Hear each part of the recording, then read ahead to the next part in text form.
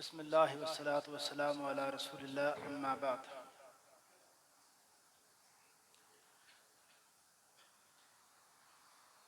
آج 25واں سپارہ، اس کی تلاوت میں سورہ الشورى کی جو تلاوت ہے اس میں ایک آیت میں اللہ تعالیٰ نے لوگوں کو بڑی ایک واضح طور پہ ایک بات سمجھائی ہے جن کا آج ہمارے ان حالات کے ساتھ بڑا گہرا تعلق ہے۔ اللہ فرماتے ہیں وَمَا أَصَابَكُم مِّن مُّصِيبَةٍ فَبِمَا كَسَبَتْ أَيْدِي النَّاسِ وَيَعْفُو عَن كَثِيرٍ، کہ لوگوں کو جو بھی پریشانیاں ہیں، لوگوں کو جن بھی مصیبتوں کا سامنا ہے، وہ ساری کی ساری مصیبتیں، وہ پریشانیاں لوگوں کے اپنے ہاتھوں کے کمائے ہوئے عملوں کا نتیجہ ہے۔ وہ لوگوں کو ان کی بدعمالیوں کی سزا مل رہی ہے، جو ان کے گھروں میں بےچینیاں ہیں اور ایک معاشرتی طور پہ پریشانیاں ہیں۔ یہ سارے جو عذاب، چھوٹے چھوٹے عذابوں کی یہ شکلیں جن کو لے کے لوگ پریشان ہیں، رب تعالیٰ فرماتے ہیں بما کسبت اید الناس، یہ ہم ان پہ ظلم نہیں کر رہے، ہم تو ان کے ساتھ اتنا رحم کرنے والے ہیں کہ جب اس دنیا کے اندر یہ بدعمالیوں کے رستے پہ چلتے ہیں نا، تو ہم ایک دفعہ نہیں، سورہ توبہ کے اندر ایک آیت کا آپ ترجمہ سنیں، سورہ توبہ کے اندر آخر میں اللہ فرماتے ہیں ہر سال ایک مرتبہ یا دو مرتبہ ہم لوگوں کو ایک دفعہ جھنجھوڑتے ہیں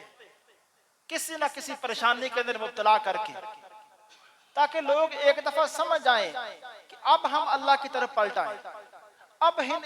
ہم ان بدعمالیوں کے رستے کو چھوڑ دیں۔ اور سورہ الروم کے اندر اللہ نے فرمایا ظاہر الفساد فی البر والبحر بما کسبت ایدی الناس، یہ جو بر و بحر کے اندر، خشکی اور تری کے اندر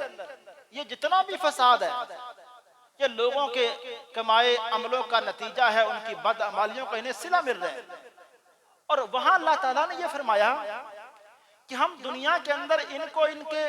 عملوں کا صلہ اس لیے دیتے ہیں لعلہم یرجعون، تاکہ ہماری طرف پلٹ آئیں، یہ نصیحت حاصل کر لیں کہ ہم دنیا میں جتنا مرضی آگے چلے جائیں، لیکن ہمیں اس دنیا کے اندر بھی سکون حاصل کرنے کے لیے، چین حاصل کرنے کے لیے، ہر طرح کا آرام حاصل کرنے کے لیے اللہ تعالیٰ کے سہارے کی ضرورت ہے۔ تو ہمیں ہر طرح کے وسائل جتنے بھی ہمارے پاس آ جائیں، لیکن ہمیں ہر طرح کا سکون یہ وسائل فراہم نہیں کر سکتے۔ تو اس آیت کے اندر لعلہم یرجعون کی بجائے کیا فرمایا آخر میں؟ فرمایا ہم لوگوں کے عملوں کا صلہ ان کو دیتے ہیں۔ اگلا جملہ سنیں وَيَعْفُو عَن كَثِيرٍ، اللہ فرماتے ہیں بہت سے لوگوں کی بدعمالیاں ایسی ہیں جن سے ویسے ہی ہم درگزر کر جاتے ہیں، ان کو ان کی ہر بدعملی کا صلہ نہیں دیتے۔ بہت سی بدعمالیاں ہم تو ان کو درگزر کر جاتے ہیں، لیکن کچھ بدعمالیوں پر ہم ان کو پکڑ لیتے ہیں، تو وہ بھی اس لیے پکڑتے ہیں تاکہ اس دنیا میں یہ سمجھیں، یہ نصیحت حاصل کریں۔ یہ ایک سوال ہے، آپ یہ 3-4 میرے خیال میں یہ صفحات ہیں، تو یہ ایک سوال ہے، مجھے بہت زیادہ خوشی ہوئی اس ساری تحریر کو پڑھ کے کہ ایک بہن کی طرف سے یہ سوال، سب سے پہلے انہوں نے مسجد کے انتظام کے والے سے کچھ تعریفی کلمات کہے، تو میں اس پہ یہی کہوں گا کہ یہ سب کچھ اللہ کی تعریف ہے، اللہ کی توفیق ہے، بس کچھ بندوں سے اللہ تعالیٰ یہ کام لے رہا ہے، باقی بندوں کا کمال نہیں ہے، تعریف میرے رب کی۔ اچھا، دوسری انہوں نے قاری صاحب کے والے سے بڑے اچھے کلمات کہے، تو یہ کلمات تو بہت چھوٹے کلمات ہیں، قاری صاحب جس طرح ماشاءاللہ قرآن پڑھ رہے ہیں تو وہ لفظوں میں ان کو بیان ہی نہیں کیا جا سکتا، تو وہ تو ہر والے سے ہی قابل تعریف ہے۔ لیکن ایک سوال جو میری بہن نے کیا ہے، اس سوال میں انہوں نے ایک بڑے اچھے انداز سے کچھ ریفرنس دیے ہیں، اور ریفرنس دینے کے بعد کچھ آخر میں تجاویز اور گزارشات کے نام سے کچھ پوائنٹس بنا کے کچھ باتیں میرے متعلقہ ہیں، کچھ قاری صاحب کے متعلقہ ہیں، لیکن میں نے ان کو پڑھا ہے، ان کا یہ سارا سوال نا صف بندی کے بارے میں ہے۔ یہ کہنا چاہتی ہیں میری بہن کہ صف بندی اس طرح سے میں دیکھ رہی ہوں کہ لوگ صفوں کے اندر خواتین کھڑی ہوتی ہیں، لیکن وہ ایسا لگتا ہے کہ فردن فردن ہی کھڑی ہیں، کوئی کسی کے ساتھ کندھا نہیں ملا رہا، پاؤں نہیں ملا رہا۔ یہ ریفرنس تو اپنی جگہ، میں صرف ایک حدیث آپ کے سامنے رکھتا ہوں، شاید وہ بھی اس کے اندر بیان ہوئی ہو کہ اللہ کے رسول علیہ السلام نے فرمایا صف بندی آپ لازمی کیجئے، صفو صفوفہ کو صفیں برابر کر لو، صفوں کو برابر کرنا نماز کا حصہ ہے۔ آپ سمجھیں جس طرح قیام یہ نماز کا حصہ ہے، یہ رکوع ایک نماز کا حصہ ہے، صف بندی نماز کا حصہ ہے، تو اس کو آپ نماز سے الگ نہ سمجھے۔ اور میں ایک جہاں ایک بات کہتا ہوں کہ اکثر میرے بھائی نا ایک غلطی کر جاتے ہیں، اصلاحاً بات کہتا ہوں۔ اگر کوئی بندہ مسجد کے اندر ویسے یہ بات کہہ دینا کہ میرے بھائی آپ مرد حضرات شلوار ٹخنوں سے اوپر رکھیں، تو جواب پتہ کیا ملتا ہے؟ اور یار یہ مسئلے رہ گئے نہیں مسئلہ کرنے واسطے، ادھر مسلمانوں کی حالت کی کچھ ہو چکی ہے اور آپ لوگ یہ مسئلے کر رہے ہیں۔ آپ سنت کے والے سے بات کیوں کر رہے ہیں؟ ایک اللہ کے رسول علیہ السلام کا حکم ہے کہ مرد حضرات اپنی شلواریں ٹخنوں سے اوپر رکھیں، اور اسی طرح صف بندی کے والے سے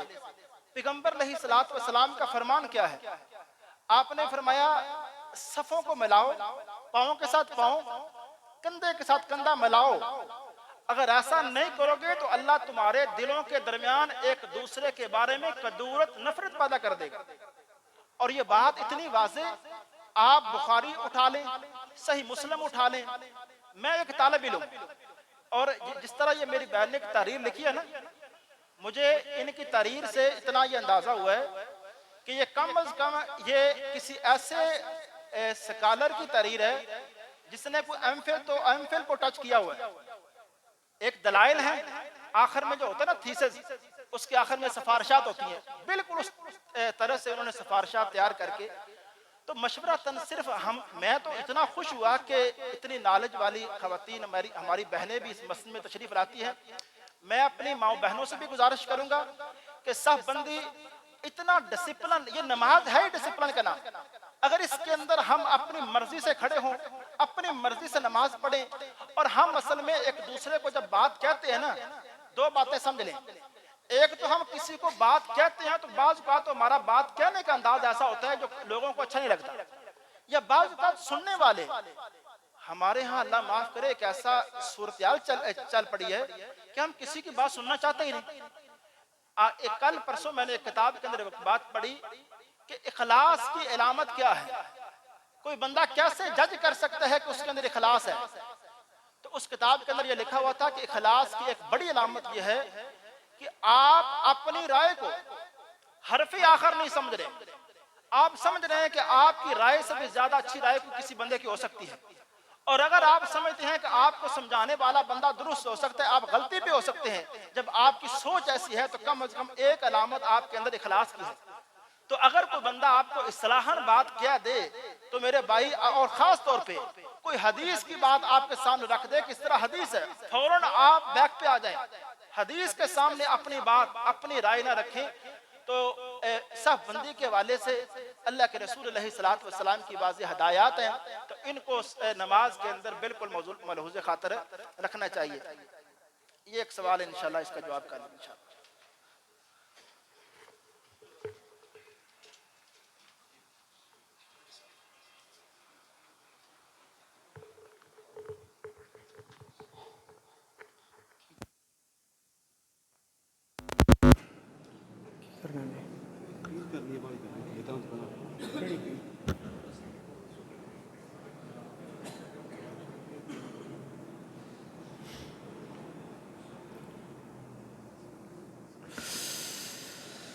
اللہ اکبر۔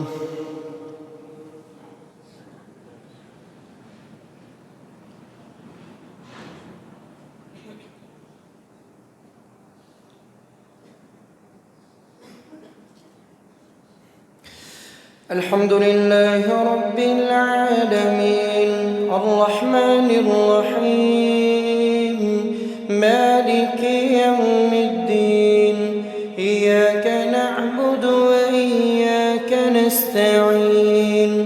اهدنا الصراط المستقيم صراط الذين أنعمت عليهم غير المغضوب عليهم ولا الضالين آمين. إن هي إلا موتتنا الأولى وما نحن بمنشرين فأتوا بآبائنا إن كنتم صادقين أهم خير أم قوم تبع والذين من قبلهم أهلكناهم إنهم كانوا مجرمين وما خلقنا السماوات والأرض وما بينهما لاعبين ما خلقناهما إلا بالحق ولكن أكثرهم لا يعلمون إن يوم الفصل ميقاتهم أجمعين يوم لا يغني مولى عن مولى شيئا ولا هم ينصرون إلا من رحم الله إنه هو العزيز الرحيم إن شجرة الزقوم طعام الأثيم كالمهل يغلي في البطون كغلي الحميم خذوه فاعتلوه إلى سواء الجحيم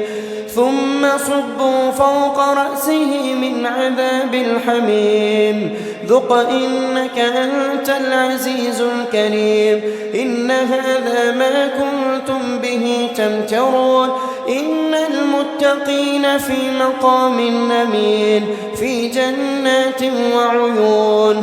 يلبسون من سندس واستبرق متقابلين كذلك وزوجناهم بحور عين متكئين فيها يدعون فيها بكل فاكهة آمنين لا يذوقون فيها الموت إلا الموتة الأولى ووقاهم عذاب الجحيم فضلا من ربك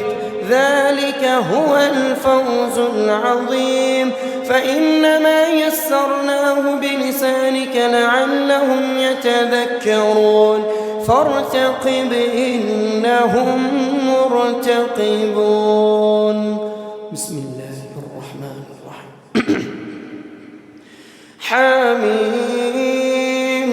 تنزيل الكتاب من الله العزيز الحكيم إن في السماوات والأرض لآيات للمؤمنين وفي خلقكم وما يبث من دابة آيات لقوم يوقنون واختلاف الليل والنهار وما أنزل الله من السماء من رزق فأحيا به الأرض بعد موتها وتصريف الرياح آيات لقوم يعقلون تلك آيات الله نتلوها عليك بالحق فبأي حديث بعد الله وآياته يؤمنون ويل لكل أفاك أثيم يسمع آيات الله تتلى عليه ثم يصر مستكبرا كأن لم يسمعها فبشره بعذاب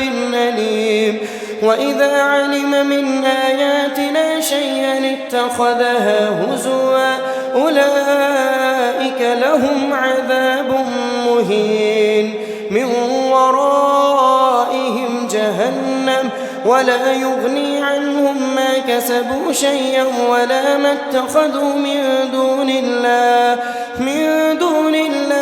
أولياء ولهم عذاب عظيم هذا هدى والذين كفروا بآيات ربهم لهم عذاب من رجز أليم الله الذي سخر لكم البحر لتجري الفلك فيه بأمره ولتبتغوا من فضله ولعلكم تشكرون وسخر لكم ما في السماوات وما في الأرض جميعا منه إن في ذلك لآيات لقوم يتفكرون قل للذين آمنوا يغفروا للذين لا يرجون أيام الله ليجزي قوما بما كانوا يكسبون من عمل صالحا فلنفسه ومن أساء فعليها ثم إلى ربكم ترجعون ولقد آتينا بني إسرائيل الكتاب والحكم والنبوة ورزقناهم من الطيبات وفضلناهم على العالمين وآتيناهم بينات من الأمر فما اختلفوا إلا من بعد ما جاءهم العلم بغيا بينهم إن ربك يقضي بينهم يوم القيامة فيما كانوا فيه يختلفون ثم جعلناك على شريعة من الأمر فاتبعها ولا تتبع أهواء الذين لا يعلمون إنهم لن يغنوا عنك من الله شيئا وإن الظالمين بعضهم أولياء بعض والله ولي المتقين هذا بصائر من ربكم ورحمة هذا بصائر للناس وهدى ورحمة لقوم يوقنون أم حسب الذين اجترحوا السيئات أن نجعلهم كالذين آمنوا وعملوا الصالحات سواء محياهم ومماتهم ساء ما يحكمون الله أكبر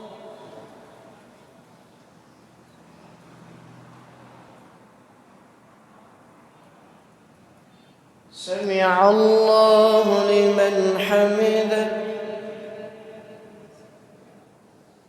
الله أكبر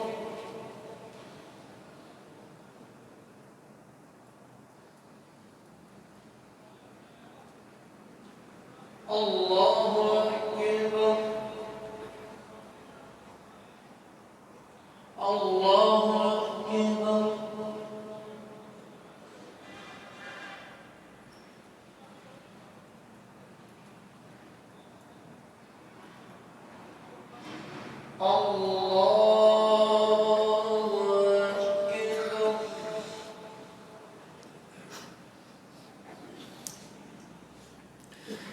الحمد لله رب العالمين الرحمن الرحيم مالك يوم الدين إياك نعبد وإياك نستعين اهدنا الصراط المستقيم صراط الذين أنعمت عليهم غير المغضوب عليهم ولا الضالين آمين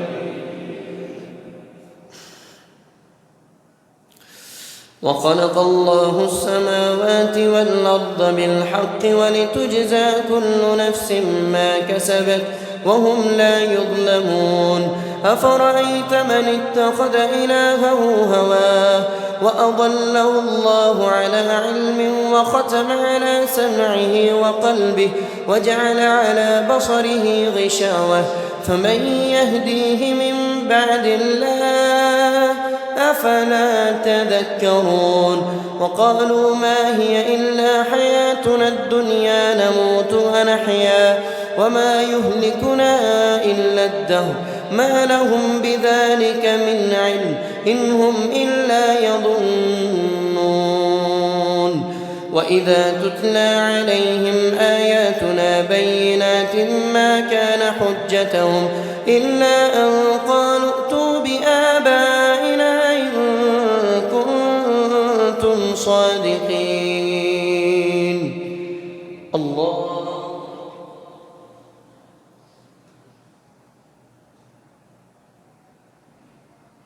سمع الله لمن حمده الله أكبر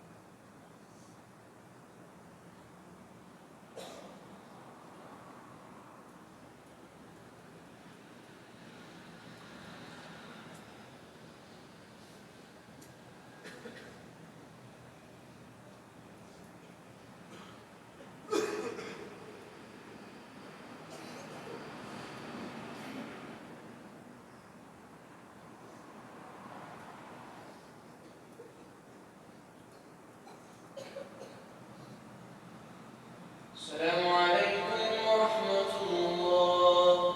السلام عليكم ورحمة الله.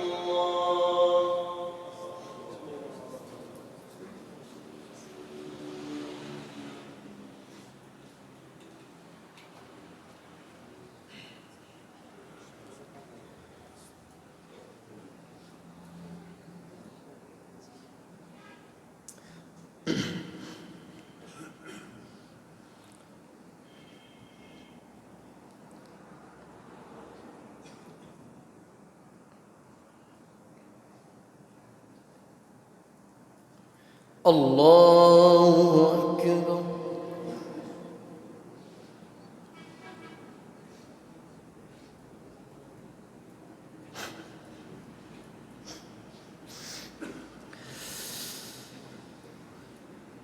الحمد لله رب العالمين الرحمن الرحيم مالك يوم الدين إياك نعبد وإياك نستعين اهدنا الصراط المستقيم صراط الذين أنعمت عليهم غير المغضوب عليهم ولا الضالين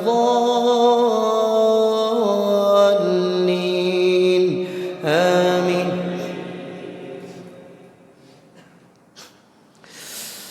قل الله يحييكم ثم يميتكم ثم يجمعكم إلى يوم القيامة لا ريب فيه ولكن أكثر الناس لا يعلمون. ولله ملك السماوات والأرض كل أمة تدعى إلى كتابها اليوم تجزى كل نفس ما كسبت وهم لا يظلمون. وترى كل أمة جاثية كل أمة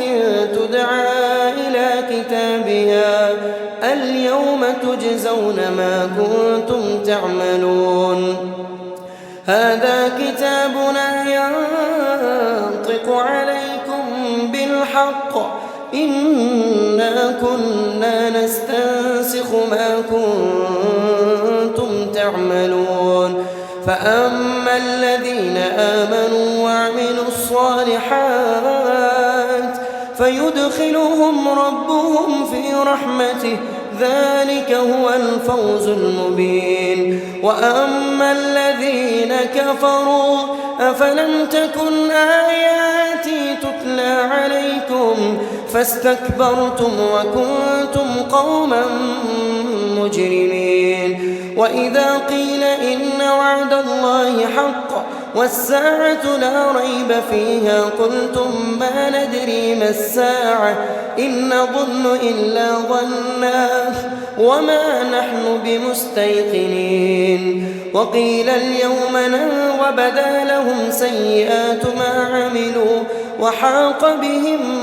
ما كانوا به يستهزئون. وقيل اليوم ننساكم كما نسيتم لقاء يومكم هذا ومأواكم النار وما لكم من ناصرين. الله.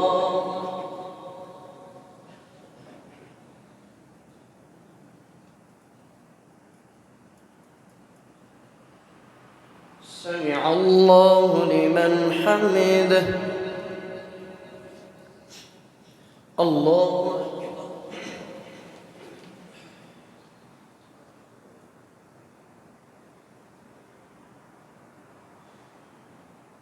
الله أكبر. الله أكبر.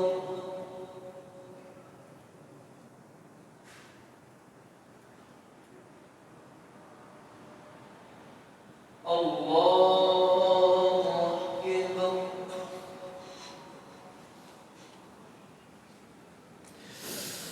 الحمد لله رب العالمين الرحمن الرحيم مالك يوم الدين إياك نعبد وإياك نستعين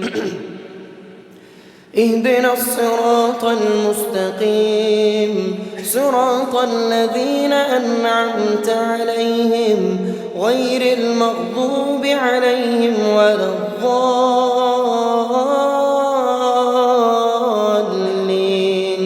آمين. ذلكم بأنكم اتخذتم آيات الله هزوا وغرتكم الحياة الدنيا فاليوم لا يخرجون منها ولا هم يستعتبون. فلله الحمد رب السماوات والأرض ورب العالمين وله الكبرياء في السماوات والأرض وهو العزيز الحكيم. الله.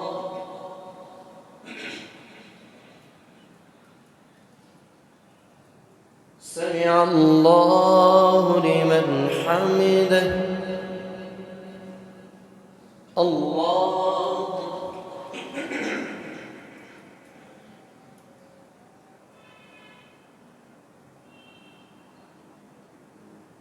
الله أكبر.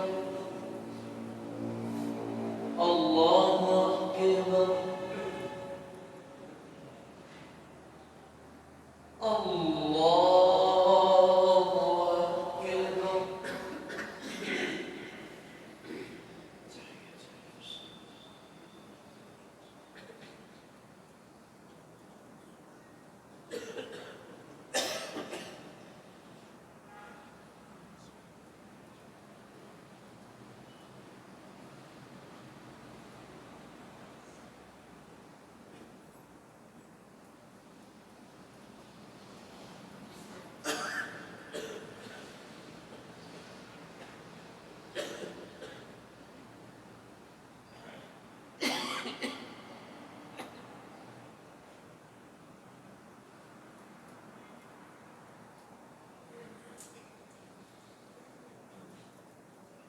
السلام عليكم ورحمة الله. السلام عليكم ورحمة الله.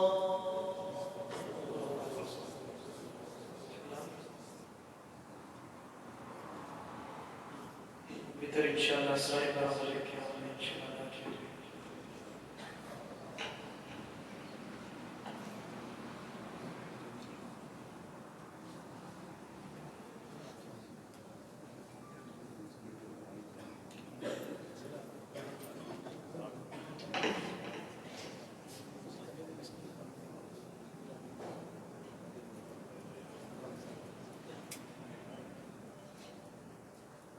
ما شاء الله.